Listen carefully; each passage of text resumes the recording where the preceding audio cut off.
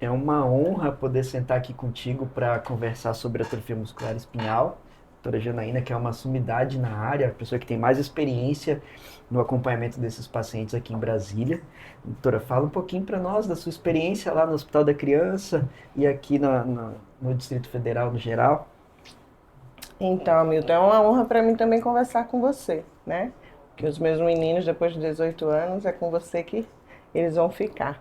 Mas a gente trabalha nisso há 13 anos no Hospital da Criança, quando essas doenças elas não tinham tratamento modificador.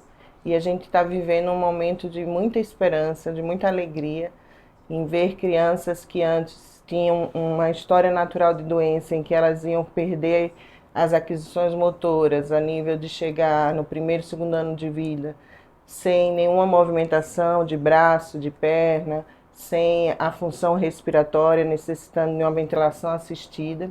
E hoje a gente tem pacientes que andam sem apoio, né? É realmente emocionante.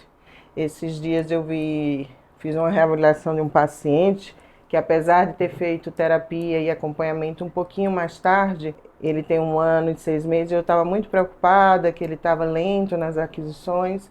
Esses dias ele ficou firme, assim, com apoio e colocando o pezinho no chão.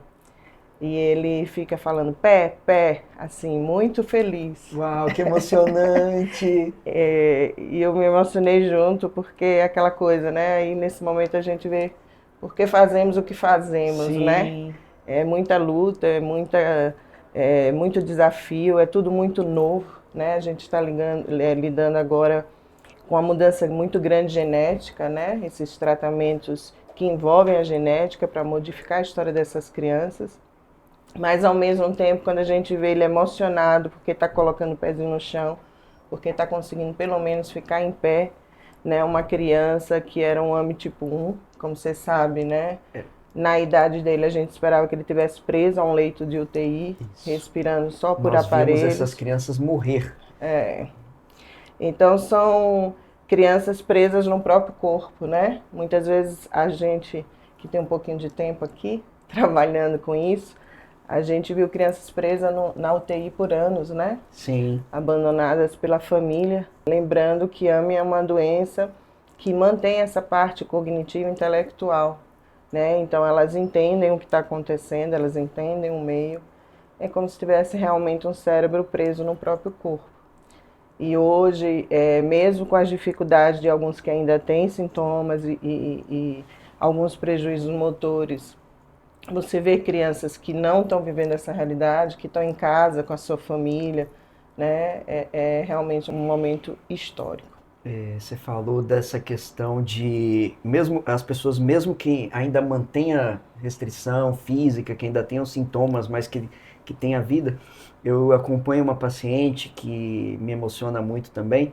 Nossa, ela tem atrofia muscular espinhal tipo 2 e estava usando uma medicação, estava bem, e aí engravidou. E nós precisamos tirar o remédio, acabamos tirando o remédio durante a gravidez, não tínhamos segurança científica para manter. Ela teve a bebê, era uma menina, é uma menina, a menina saudável, e durante o período de amamentação ela estava sofrendo muito porque ela havia tido uma piora da força e não estava mais dando conta de segurar a bebê. E aí ela voltou a usar o remédio e conseguiu voltar a segurar a bebê melhor. E isso foi tão emocionante também, com ela trazendo a bebê para consulta, ela mesmo segurando a bebezinha dela. Foi muito gratificante, uma situação que me emocionou muito também. É. São doenças raras que apegam algumas famílias, mas com realmente um efeito catastrófico para toda a família, inclusive financeiro, né? Porque são muitas pessoas que perdem suas atividades profissionais, né? A criança nem chega a ter um aprendizado. Você vê famílias inteiras paralisadas, né, em torno daquele cuidado. Então você muda a história da criança, você muda a história da família, você muda a história de uma sociedade. Porque a gente fala assim muito dessas doenças raras, né, do apelo, inclusive financeiro, né, para se manter uma terapia dessa. Mas eu acho que por elas serem tão fortes assim nas perdas que essas crianças têm, e aí a gente vê essa união da sociedade, das famílias, né, para fazer acontecer, para ter acesso aos tratamentos, traz um ganho muito grande para a sociedade no sentido assim. A gente faz coisas no automático que a gente não valoriza, né? Pegar o nosso filho, tomar água, né, tomar um banho, ter autonomia, né? A gente faz de uma forma tão mecânica que a gente não tem essa valorização, essa gratidão, né, de Sim. poder manter essas habilidades. E a outra questão é que quando a gente fala dessas doenças, a gente tem que falar que a gente tem que ter um olhar de escuta dessas famílias, de cuidado, de acompanhar desenvolvimento mesmo. Na minha área, até os 18 anos, né? Então, eu acho que isso favorece outras crianças que também têm atraso no desenvolvimento, por questões outras, às vezes que só uma reabilitação, só um cuidado, né, dessa família, a gente vai ter também um fruto muito grande, né, um benefício para essa criança. Então, eu acho que a gente está vivendo uma era que parece que é uma coisa assim restrita a um grupo pequeno de portadores de doença rara, mas se a gente olhar, traz a importância assim para toda a sociedade pediátrica, por exemplo, no sentido que a gente precisa acompanhar o desenvolvimento das nossas crianças. Seja para fazer diagnóstico precoce de uma doença rara que tem tratamento, né, e que eu vou modificar completamente, ou mesmo para fazer diagnóstico de atraso no desenvolvimento por outras questões, que algumas intervenções também vão dar um fruto muito importante para a vida dessa criança, né? Você falou do beber água, eu examinei uma paciente ontem, exatamente isso. Ela não fazia tratamento também com tipo 2, e aí com 3 meses de tratamento ela voltou no consultório. E aí ela falou que ela canta, mas com dificuldade, e aí ela tá conseguindo alcançar tons que ela não alcançava antes, e ela tava conseguindo segurar o copo de água. Que ela tinha que pegar água e tomar com canudo, e agora ela tá conseguindo levar o copo na boca. Então, coisas que para nós, a gente, são muito rotineiras e simples, né? Mas que são ganhos enormes para as pessoas. Sim, tira a dependência, tira a necessidade daquele cuidador toda hora, né? Traz uma vida mais típica, né, para essas pessoas. A gente tem famílias que têm crianças que têm a mesma doença, que têm AME, mas que evoluíram porque viveram um tempo que a gente não tinha tratamento. Então, por exemplo, eu tenho uma adolescente que ela perdeu a marcha e já estava perdendo mais a força de membro superior. Perdeu a marcha muito precoce, com 2 anos. E o irmão nasceu numa época em que a gente fez um diagnóstico precoce, fez uma intervenção e não tem qualquer sinal da doença. Mas essa adolescente, mesmo tendo acesso ao remédio posterior a perdas, ela ainda conseguiu melhorar muito o membro superior. E ela hoje é uma atleta, né? Ela joga, ela participa, né, daqueles campeonatos de Bosch, né? E aí é bonita ela falando, né, assim, que ela queria ter uma vida muito parecida com as crianças da idade dela. E as crianças da idade dela fazem natação, fazem futebol, mas que agora ela também faz uma atividade física, né? Ela melhorou a força do membro superior, ela é campeã, por sinal. E aí ela adquiriu essa segurança que ela também faz atividades como outras meninas da idade dela. A gente até conseguia suspeitar de atrofia muscular espinhal cedo nas crianças mais sintomáticas, né? Mas o Distrito Federal agora, que como pioneiro na triagem neonatal, no diagnóstico de atrofia muscular pelo teste do pezinho, eu acredito que isso deve ter revolucionado para vocês a prática no acompanhamento dessas pessoas, né? Completamente. E nos traz também muito aprendizado, né? De coisas que talvez não saltassem aos nossos olhos no acompanhamento, né, rotineiro dessas crianças. E hoje, como a gente pega elas no início de vida, a gente pode observar melhor alguns sinais que poderiam ser indicadores já da doença, né? Então, eu faço parte do programa da atrofia muscular espinhal. Nós recebemos as crianças rapidamente após a triagem neonatal. É bom lembrar que é um grande feito para o DF, né? O DF realmente ele é pioneiro, ele foi o que primeiro implantou o teste do pezinho ampliado. Então, são poucos estados agora, eu acho que Minas, né? São Paulo é um projeto piloto, não é ainda um projeto mesmo estadual. A Mato Grosso aprovou, mas ainda não implantou. Mas, assim, é a oportunidade da gente identificar uma doença que a gente está correndo contra o tempo. Neurônio, infelizmente, a gente não recupera, né? Então, quando essa criança começa a ter uma clínica, ela já teve uma perda importante. Então, por isso a importância de você diagnosticar o nascimento e já implementar uma terapia, né? Hoje a gente tem 3 terapias, né? Você sabe, a Mil está assim aprovada para para as crianças tipo 1, tipo 2. Quando eu falo tipo 1 e tipo 2, é muito sobre o momento que essa doença iniciou, né? O tipo 1 sendo mais grave, que inicia antes da criança ter a habilidade de sentar, então ela nunca vai sentar, se a doença progredir. Tipo 2 é aquela que senta, mas não progride para ter a marcha, para andar independente. E a tipo 3 que vai ter a marcha, mas em algum momento ela vai perder. E a gente tem visto, assim, na faixa etária que a gente atende, crianças que perdem com 2 anos e meio, com 3 anos. Então, é um tipo muito grave que ainda não é beneficiado pelas terapias. Eu ainda vejo os tipo 4, que são os que vão desenvolver doença na fase de adulto jovem e adulto de meia idade. Também não são beneficiados ainda por tratamento. Não. Então, assim, a gente conseguiu muita coisa, né? Mas ainda tem muita coisa para lutar. Eu sou entusiasta de novas tecnologias, eu estou sempre de olho. E a gente vê muito dado na literatura, muito relato de uso ainda neonatal nesses pacientes, né? Sim. Tem alguma perspectiva, por exemplo, em triagem de familiares com... Quando você tem um caso ainda desse na família, a mãe que vai engravidar do segundo ou terceiro filho, vocês têm algum projeto, algum plano em relação a esses casos? Tem estudo em relação a isso, né? A gente pode fazer o diagnóstico, mas, por exemplo, hoje na política que a gente tem, a criança precisa nascer, né? Constatar, diagnosticar novamente a doença para ter acesso. O que você está falando é importante porque a gente sabe que tem crianças sintomáticas já na fase intrauterina. E essa proteína que falta, né? Lembrando assim que atrofia muscular espiral é uma falta de uma proteína, né, que mantém a sobrevivência do neurônio motor. A falta dessa proteína já é sentida lá na formação intrauterina. Hoje a gente sabe que essa proteína ela participa de muitos mecanismos, não só do neurônio motor. Então, assim, a falta dela, a deficiência dela, a criança já sente de uma maneira muito precoce.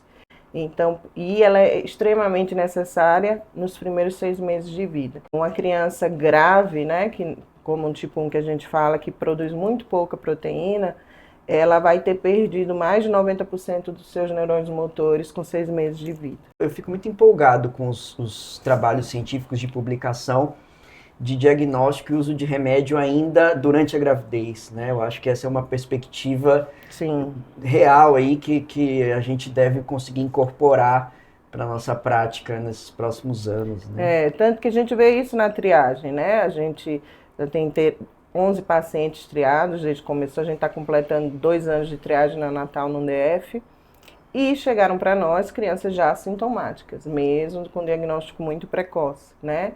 Então, crianças que já tinham uma história de uma movimentação mais lenta intrauterina, já nasceu com desconforto respiratório, né? Então, com alguns detalhes que já mostravam que ela já tinha aberto a doença, já estava com sintomas da doença. Lembrando assim que o teste do pezinho ampliado, ele é feito pela secretaria, né? Então, quem nasce em hospitais públicos tem acesso ao teste, né? Hoje, no privado, né, quando você vai fazer de forma pelo plano de saúde, nem sempre é o teste do pezinho ampliado, né? Isso é um detalhe importante. É preciso orientar essas gestantes. Orientar e principalmente o médico ter esse conhecimento, né? Aquele teste do pezinho ali que está como ampliado, oferecido pelo convênio, às vezes não tem todas as doenças que a gente precisaria triar. Então, isso é uma realidade hoje do serviço público, né? Mas quem nasce no privado ainda tem dificuldade a esse acesso, ou se for uma criança que não nasceu no DF, né? Sim. E em relação a remédio, a gente tem as 3 opções, sendo que as 2 primeiras, né, a primeira geração é o Rigiplan e a Nusinerzena. Você tem tido acesso a ambos? Tem conseguido usá-los na prática para essas crianças fácil? Sim, a gente tem acesso, né? Hoje a gente também tem a atualização do PCDT, né? Que é o protocolo de tratamento dessa doença, onde ela inclui também a terapia gênica, que é o Zolgensma, até 6 meses de vida. Mas como protocolo já finalizado na secretaria para aquisição do remédio, só os 2 primeiros meses. A gente tem acesso, mas ainda tem um protocolo a ser cumprido, então a gente queria ter acesso, assim, Mais, né? na Rápido. primeira semana de vida, como a gente fala, né? A gente está correndo contra o tempo, quanto mais precoce, melhor, e a gente ainda está tendo que rever todo esse processo. Mas a gente entende que é tudo muito novo, né? Mas a gente está sempre correndo atrás e procurando aonde atrasa, né? Médico odeia burocracia, né? A gente está sempre brigando com alguém da farmácia ou da enfermagem.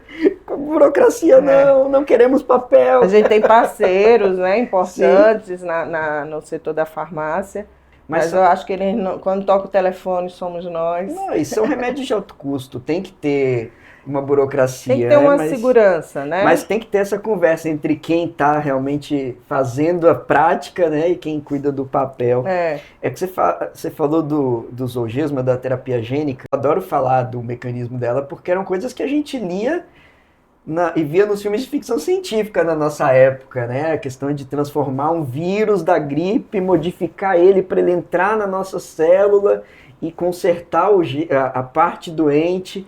Então eu sempre fui apaixonado por ficção científica e isso para mim é incrível, né? Como é que está sendo a experiência prática? Eu sei que saiu na mídia agora recente. É todo um grupo, né, que graças a Deus o hospital há 13 anos, né, comprou essa ideia que a gente precisava ter um grupo multidisciplinar voltado para o cuidado dessas crianças de uma forma muito genuína, né? Esses profissionais se dedicam diariamente da melhor forma possível no contexto de saúde pública. Então, quando chegou a triagem, né, o teste do pezinho, a gente já conseguia ter o programa pronto, porque a gente já recebia, já acompanhava, já tratava essas crianças. Então, foi muito importante.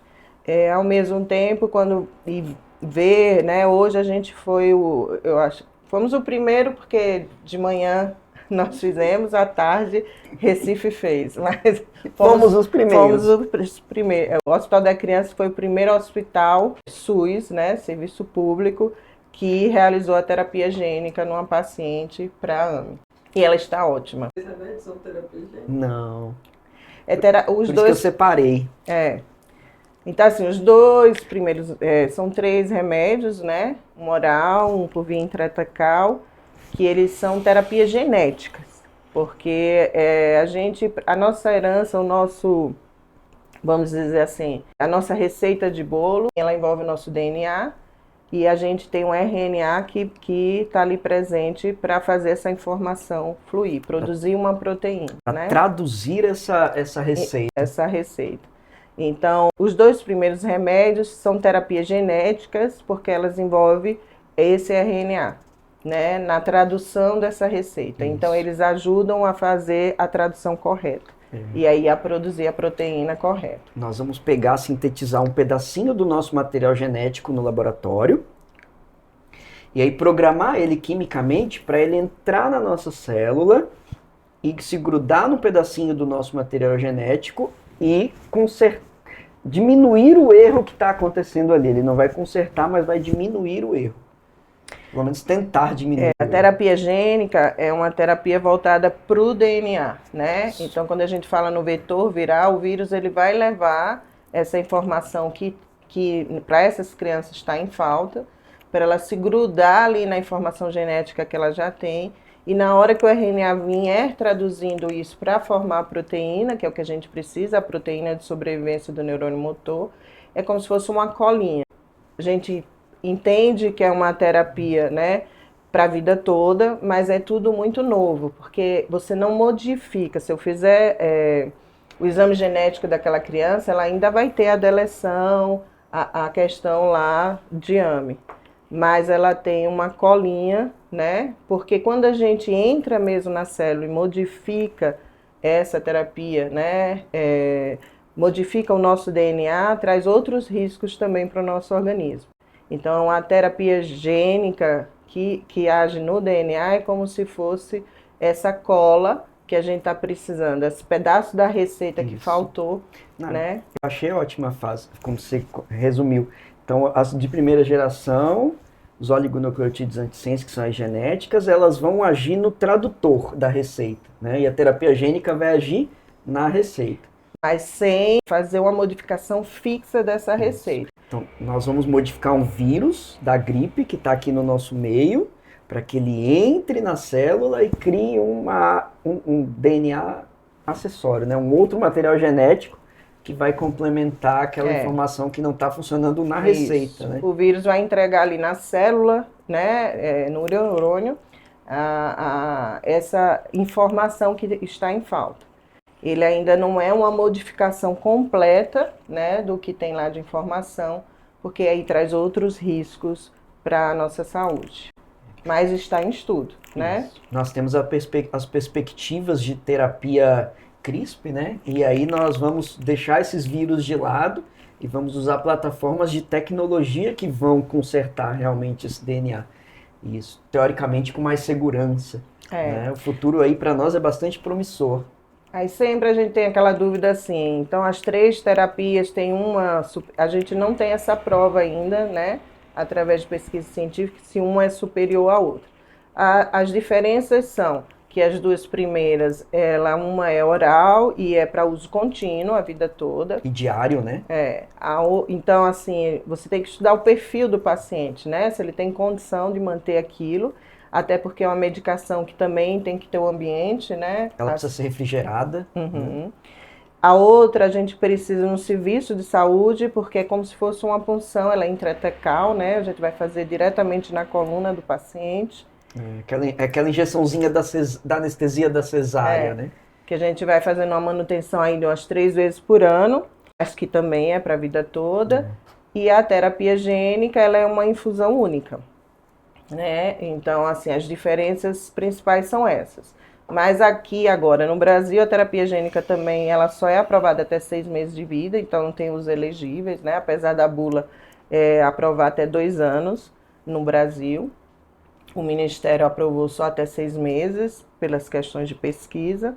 Tem que ter o perfil do paciente também que pode receber esse tipo de terapia. Eu estou muito animado com a perspectiva dos últimos estudos de liberação de terapia gênica para meninos até 17, para crianças até 17 anos. Te empolga também?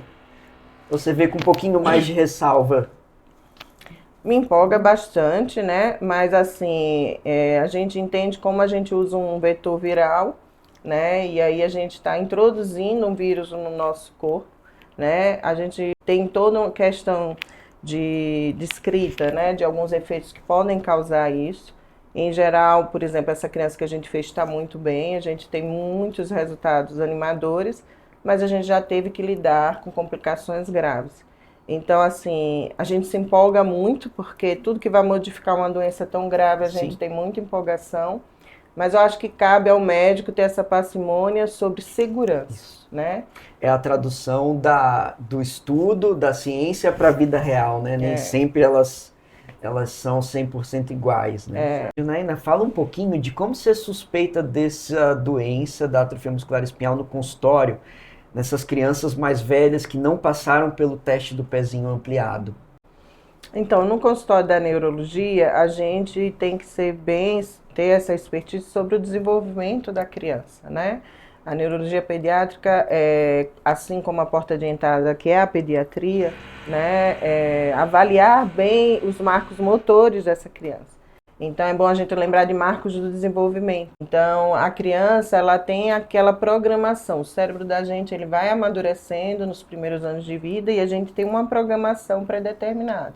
Né? Então, a criança vai sentar sozinha ali de 6 para 7 meses, ela vai engatear de 9 para 10 meses, ela vai andar até 1 ano e 4 meses. Então, a gente tem marcos, né? Limites para isso acontecer. Ainda a gente vê muito aquela coisa, né? Ah, é no tempo dele, ah, é porque é mais gordinho, ah, porque o pai andou um pouquinho mais tarde. Mas a gente tem que sempre examinar com muita coerência, ouvir a cuidadora, porque por muitas vezes a mãe fala, né? Lembrando assim de AME, né? AME é uma doença neurodegenerativa. O que é isso? Eu começo até bem, muitas vezes, a criança nasce com desenvolvimento normal, com uma movimentação normal, com choro normal, e aos poucos a mãe nota que alguma coisa diferente está acontecendo. Seja na hora de mamar, e aí mama mais curtinho, cansa logo, e aí o peso, né? A gente fica de olho no peso dessa criança. Seja na movimentação de braço e de perna, ela sente que o braço, a perna está um pouquinho mais lenta. Então, aquele marco que a gente estava esperando de firmar o pescocinho, às vezes firmou e perdeu, às vezes sentou e está com mais dificuldade, não está progredindo para caminhar. Então, a gente fica muito atento no consultório a esses marcos do desenvolvimento, né? E eles não estando adequados, a gente tem que fazer um exame neurológico bem feito para a gente avaliar se isso tem sinais de comprometimento neurológico, seja cerebral, seja dos neurônios motores, que estão na medula espinhal. Então, aí é que faz a gente ter a lembrança, né, de uma doença degenerativa como AME. E nas crianças mais velhas e nos adolescentes? Eu acho que aí deve ser um desafio enorme, né? Então, é isso, né? A criança tinha habilidades motoras boas e começa a cair, começa a ter dificuldade de levantar do chão. Por exemplo, eu atendi uma criança de 1 ano e 6 meses que ela tinha andado com 1 ano, ela tinha tido o desenvolvimento todo normal. E a mãe levou para o consultório da neuro porque ele era irritado. A mãe levou porque ele era muito bravo, e ele é bravo até hoje. Mas assim, quando eu fui avaliar primeiro a gente precisa ouvir muito bem, acolher o que o cuidador está falando, né? Então, quando eu admiti, eu fui entender o que em contexto ele ficava muito irritado. Aí a mãe falava assim, ele tá brincando no chão, doutor, e ele começa a bater no chão, ficar irritado, com dificuldade para levantar. Eu digo, opa, tá com dificuldade para levantar? Ela disse, é. Então a gente não espera, né, que uma criança dessa idade esteja com dificuldade de levantar do chão. Então ele era até uma criança que tinha andado, tinha o marco motor de andar no tempo certo. Então, se é uma criança que foi bem até o momento, aí a gente lembra dos diagnósticos que possam estar causando uma degeneração nesse neurônio, né? Como AME é um dos diagnósticos. E a gente está sempre mais atenta, lógico, porque são diagnósticos de que a gente hoje pode fazer uma intervenção e que a intervenção precoce faz totalmente a Sempre diferença. focar nas perdas. É aquela criança, aquele adolescente que tinha uma habilidade e e perdeu. por algum motivo ele vem perdendo, né? Ou não faz tão adequadamente como fazia, precisa se apoiar mais. Então, quando eu olhei ele, coloquei ele no chão, eu vi que a irritação dele, ele batia no chão e ficava irritado, era porque ele estava com dificuldade de se levantar. Lógico, aí você vai fazer um exame neurológico adequado e achar outras pistas, né, do que pode estar acontecendo, olhar reflexo, olhar a força com mais cuidado. E aí a gente terminou lançando mão de alguns exames e veio o diagnóstico. Então, infelizmente, era um tempo que as terapias estavam chegando, ele perdeu a marcha rapidamente, mas hoje ele mantém bem a postura, membro superior, porque ele faz tratamento contínuo desde então. Você me fala isso, me vem a imagem aquela questão do adolescente destrambelhado e que não intolerante ao esporte, com dor de crescimento, eu já começo a ficar elucubrando cenários na cabeça, né? A gente, né, Hamilton, na neurologia, a gente sabe que a nossa sociedade está muito ansiosa, a gente tem muitas questões emocionais, as famílias trazem histórias importantes, né? Então, que leva muita gente a alguns diagnósticos envolvendo essa parte psíquica. Mas eu acredito que o neurologista ele tem que sempre fazer um exame físico bem feito, entender mais o desenvolvimento. Por exemplo, a gente tem doenças que podem imitar TDAH, transtorno déficit de atenção e hiperatividade, autismo, mas eu acompanho uma criança que tem um diagnóstico de uma doença grave, que aí envolve cérebro e toda a musculatura, e ele começou com alteração de desenvolvimento. ele era um pré-escolar, mas que já sabia de letras, de números, já tinha algumas aquisições. E a mãe começou a procurar porque ele estava muito irritado e a mãe falava muito que ele tinha perdido essa habilidade, que ele já lia algumas coisas. Ah, mas é uma criança que ainda não está na alfabetização. Tudo bem, né? Então, uma criança que ainda vai começar a alfabetizar, tem um tempo mesmo da alfabetização. Mas chamava atenção que ele já tinha adquirido algumas habilidades e ele tinha perdido. Então, hoje a gente tem muitos diagnósticos de transtorno de neurodesenvolvimento, que é TDAH, que é o próprio autismo, mas a gente tem que lembrar que a gente tem doenças graves que podem iniciar com essas alterações. E o que chamava atenção era a perda, né, da habilidade, assim como em outras doenças que é a perda motora, essa era uma perda de habilidade de aprendizado. Então ele já tinha adquirido e perdeu. Então isso era um marcador, né? E no final ele recebeu e ele só veio ter o diagnóstico mesmo quando evoluiu mais a doença e começou a ter crises epiléticas. E aí teve acesso a uma ressonância magnética de crânio, onde mostrou que ele era portador de uma doença chamada adrenoleucodistrofia, que é uma doença também neurodegenerativa, que agora afeta cérebro, né? E todas as funções que o cérebro determina, como aprendizado, fala, movimentação, marcha, né? Então, infelizmente, é uma doença que também tem que ter um diagnóstico precoce, porque ela hoje tem uma indicação de tratamento, que seria o transplante, mas a gente precisa ter os critérios. E uma ressonância com a doença avançada, a gente não consegue mais fazer essa tentativa de tratamento. Na neurologia, mesmo com todos os avanços tecnológicos na neurologia, os 5 sentidos do médico ainda são fundamentais, né? A gente precisa tocar, a gente precisa ouvir, a gente precisa olhar, sentir. Acho que até o 6º sentido é fundamental para nós na neurologia, né? A tecnologia está aqui na neurologia, mas os 6 sentidos são fundamentais. Sim. A gente tem que ter instrumentos de fazer diagnóstico precoce como a triagem naquelas doenças que começam muito rápido e que poucas vezes elas podem sinalizar o que está acontecendo de uma maneira rápida, que dê tempo de eu fazer uma terapia, né, mesmo modificadora. Mas para acompanhar no dia a dia, a gente vai ter que ter esse feeling, vai ter que pegar e vai ter que ouvir. Tá fazendo efeito? Tá funcionando? Não tá? Precisamos ouvir. A gente cuida da residência médica de neurologia, pediátrica, eu falo muito. Cuidado, toda família tem suas histórias, toda criança tem uma história importante por trás, né? Então, mas o papel do neurologista é descartar algumas doenças que possam também trazer as questões psíquicas, né? Então, essa é a importância de ser avaliado pelo neurologista pediátrico antes de um diagnóstico até psiquiátrico.